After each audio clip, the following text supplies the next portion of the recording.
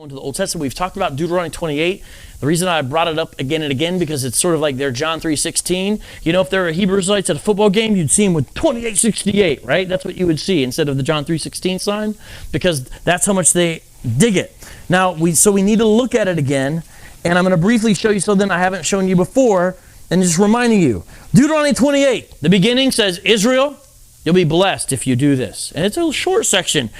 It's almost like God knew they probably wouldn't obey very much. And the second section is, if you don't, you'll be cursed. And the curses, if you go through the Old Testament, all of them happen in the pages of the Old Testament. Some are more explicit than others. Read these curses. One of them says, you're going to eat your kids, basically. Remember that happened? So a woman says, hey, we're starving here. We're under siege warfare. This is the Bible, by the way. Today we eat your kid, then tomorrow we eat my kid. Sound like a good deal? Shake on it. They eat his kid, and the next day she hides her kid. Clever lady, right? And so this was a grievance. This is in the Bible. And that's not the only example of this kind of stuff that happened, right? Oh, you're going to plant, and then someone else is going to reap the harvest. What was Gideon raised up for? Those Midianites would come around crop time and say, give me that. Right? That's why he was threshing his stuff underground, remember? Hey, man of valor. What's that? Right? Man of valor hiding out. Okay, so this stuff happened, but sometimes the key one, you may not know as much where it happened. Verse 68, the very last curse. And the Lord, every time you see all caps, that's Yahweh, and Yahweh will bring you back, so you have had to already been to this place, in ships to Egypt. Okay, they were in Egypt, they're going back to Egypt. The way the Hebrew Israelites spin it is, Egypt means house of bondage, they're going back into some form of slavery. This is actually talking about the transatlantic slave trade. A journey that I promised that you should never make again. What God is saying here is, I'm going to de-exodus you. It's almost like I'm reversing the Exodus. Do you see? That's going to be one of your punishments. Think about it, they're leaving Egypt, and he's like, I'm going to de-exodus you. I promise you should never make again, and there you shall offer yourselves for sale to your enemies as male and female slaves, but there will be no buyer. That's a modern translation. It's more correct because in the Hebrew it's reflexive, indicating selling yourself, which would be like an indentured servant. That's why it's tough that there's no buyer, because what it's showing is you want to sell all you got left, and you're destitute, so you try to sell yourself. You can't even hardly do that. The KJV says you'll be sold. There'll be no buyer. So if a person went more with that interpretation, which they usually do, okay, then if it says there's no buyer, that doesn't fit the transatlantic slave trade. That's why they kept on stealing people, which is punishable by death in the Old Testament, by the way, because it was profitable because there were buyers. They'll say, oh, well, buyer's metaphorical there. It means no one will redeem you out of slavery. That's what it means. They say it means no one will redeem you out of your slavery. They're going to have no earthly savior. They kind of make it metaphorical. Not like a purchase situation. So they say, John Brown tried, Nat Turner tried, they tried, but no one, But the thing with this is it's clearly in a transactional purchase goods situation. The context lets you know. There are some examples, but if you go to immediate examples, especially in this kind of context, it does have to do with transaction. You can find examples of something being used in that way, but there's no reason why it should be used that way there. Yeah, and the context really seals the deal, because it's like you're offering yourselves for sale, and then it relates it to buyer. Buy, sale, it literally goes, So literal ships to figurative Egypt, literal slavery with figurative redemption. You see that? But here's what I'm going to show you. Sometimes they'll say, when did this ever happen in history of the Israelites? Well, if you read Jeremiah, Yahweh tells them, don't go back, don't go into Egypt. And it says some of the Israelites disobeyed and went into Egypt. Now, you may have not realized the importance of that. That's showing you Israelites did go back into Egypt during the days of one of the downfalls of Israel. Do you see that? But I'm going to show you a historical one now. Pulling out Josephus. Josephus was a Jewish historian who lived after Jesus. He actually included Jesus briefly in here. And he wrote a history of the Jews, and I'm turning now to Antiquities of the Jews, Book 12, Chapter 1. Are you ready for this? All right, this is during the days of the Greeks, okay? So this is not the Bible, but this is showing you something that happened in history to the Israelites. You ready? But when Ptolemy had taken a great many captives, both from the mountainous parts of Judea and from the places about Jerusalem and Samaria. So Ptolemy, Greek king, leader, gets captives, and it's telling you where they're coming from. And if that was it, it'd be like, hey, okay, they're going into captivity again, okay? But it gets even more explicit. Watch this. This is a Jewish historian talking about this. And the places near Mount Gerizim, he led them all into Egypt and settled them there. When I bring that up, but it didn't say ships. That's what you get. Well, it doesn't say they went on foot. It's most likely they did go on ships, by the way. But notice, the point is you don't need to leapfrog. In fact, I would say you don't get to leapfrog to the transatlantic slave trade, as horrible as it was, to try to make it like it's fulfilling Deuteronomy 28. So sometimes when you bring this up, they'll say, well, it didn't say ships, or they'll say, but the curses are perpetual. Now, it is true there's a cycle of this for Israel, but when they try to pull it never happened, we show it did. Jeremiah, Egypt. Jeremiah 43, verse 6 says, even men, women, and children, and the king's daughters, and every person, the Nebuchadnezzar, the captain of the guard, is left with Gedaliah, son of Ahikam, the son of Shaphan, and Jeremiah the prophet, and Baruch, son of Neriah. They came into the land of Egypt, for they obeyed not the voice of the Lord. So you got Jeremiah 43, verses 6 and 7, for example, where it's already there.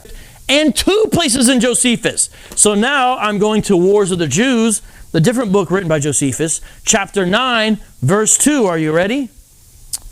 And this, I don't know if I have time to read that much of it. Let me read some of it, okay? I'm going to read some of it. All those who had taken part in sedition and brigandage, they informed against other, he executed. He picked out the tallest and handsomest of the lot, some of you would be safe, and reserved them for the triumph. Of the rest, those who were over 17, he put in chains and sent to hard labor in, and he guesses where? Egypt. It just happens. It doesn't say Assyria. There's so many places it could say, and yet it's Egypt. This is Josephus. While great numbers were presented by Titus, so this is after the fall of Jerusalem in 70 AD, to the provinces to perish in the theaters by sword or by wild beasts, those under 17 were sold.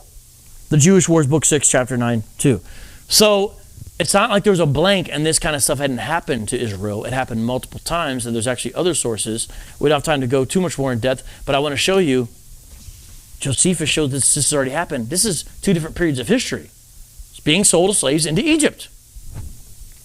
And there's another passage that speaks about they were at a port, and guess what? The port is right outside of Alexandria. Alexandria is in Egypt, meaning even evidence was by ship. Now, there's more to say about Deuteronomy 28, but don't let them trick you as if that's where it has to be fulfilled. Sometimes they'll say, well, then why did transatlantic slave trade happen? My answer is what I think you should say. If you want to do something different, that's on you. I say, I don't know. Why did any evil happen? Now, I can tell you generally, men and women are wicked.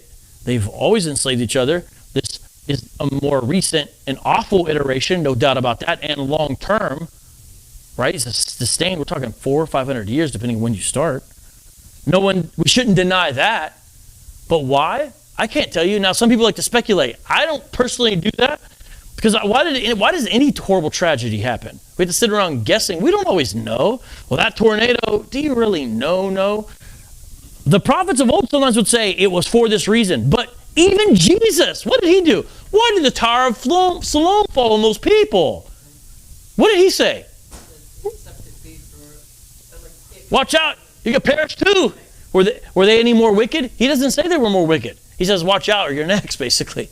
He says, get right or get left type of thing, right? He doesn't he could have said, this happened specifically because the year before someone ate a pig or something like that, right? And he doesn't do that. Now, God knows, Jesus knows. We don't know why because then what happens is, now, does God mean for good what the devil means for wicked? Yes. Genesis 50:20 is a microcosm of what may have been the reality for the transatlantic slave trade. Joseph says to his brothers, don't worry, I'm not going to kill you now that dad's gone, because what you meant for evil, it's literally the same Hebrew word, it indicates intentionality. God meant for good to save many alive, right? So he's saying, you intended this for this, God intended for that. Now, there could be There could be a macrocosm version of that with transatlantic slave trade. But I'm not saying what it is. I'm just saying God used this unjust slavery. He'll use this one. But what happens is sometimes people say, well, so people could hear about God. I don't know. I don't want to do all that because you start to sound like an apologist for slavery. It's just dangerous territory. God will work everything out. But you see what I'm saying? People say, well, in Africa, they didn't. You hear people do that. I don't go there. Now, what about Africa? Brief detour. Christianity was in North Africa by evangelism, not by force, way in the beginning. Remember the Ethiopian eunuch? Remember Apollos? He was already from Alexandria, coming over in Acts chapter 18. Those are just two examples. That's even in the Bible itself. And then right after that, Egypt quickly became Christian, et cetera, et cetera, et cetera. And some other parts of Africa as well. Now, when you go farther down, when you get to the West Coast, there is not strong evidence of strong Christian communities until, by and large, colonialism. That's a shame. I wish it wasn't like that, but I can't deny that that's the case of how it was. So, you talk about the continent, it was in North Africa. And North Africa is like, it depends where you count it and all that. Much more than that, we don't have a lot of good records or evidence. But, coming back, that's sort of another issue for another time. Just saying, God will use it for good, even the wicked. But remember, even in the New Testament, 1 Timothy, Paul writes there and says, man-stealers worthy of death. They break the law. That means kidnapping. The whole transatlantic slave trade usually involved at some level or another kidnapping. And if you read the Old Testament law about it, it wasn't just if you kidnapped, it was if you were found in possession of someone who had been kidnapped.